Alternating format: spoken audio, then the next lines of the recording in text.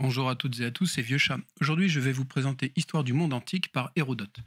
Il s'agit d'un ouvrage de vulgarisation historique, le texte ayant été adapté pour des enfants et adolescents.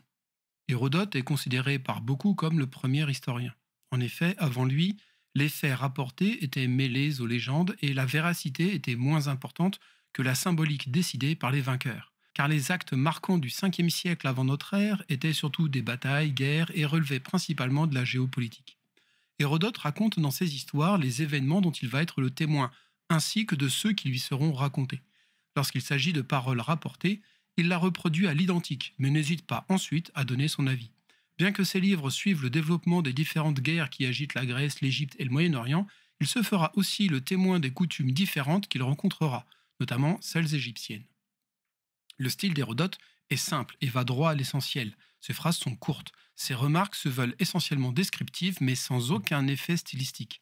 C'est cela qui en rend la lecture assez facile, bien que je ne sache à quel point l'adaptation a amélioré cela. De plus, les livres se lisent comme des histoires mythologiques, des récits courts avec des enjeux simples et une certaine unité de lieu. Voici un extrait où Hérodote nous prouve son esprit critique. Les Égyptiens ont eux aussi un Héraclès, mais le leur est un dieu, contrairement aux Grecs pour qui c'est un héros. Il est très possible que les Grecs aient emprunté ce nom aux Égyptiens. En effet, rappelons qu'Héraclès avait pour parents Amphitryon et Alcmène, tous deux descendants du roi Égyptos qui a donné son nom au pays. En me rendant à Tyr, en Phénicie, j'ai pu constater qu'il existait un temple dédié à Héraclès. Or, ce temple remontait à la fondation de la ville, il y a 2300 ans. Héraclès est donc un dieu fort ancien. Toujours au sujet d'Héraclès, les Grecs racontent une histoire que je trouve très sotte. Ils prétendent que quand le héros Héraclès s'est rendu en Égypte, il fut capturé pour être sacrifié en l'honneur de Zeus.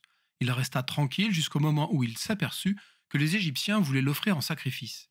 Il utilisa alors sa force pour massacrer tout le monde. Ceci me semble invraisemblable, car la religion égyptienne permet de sacrifier uniquement des animaux. Alors comment les Égyptiens auraient-ils pu vouloir sacrifier Héraclès?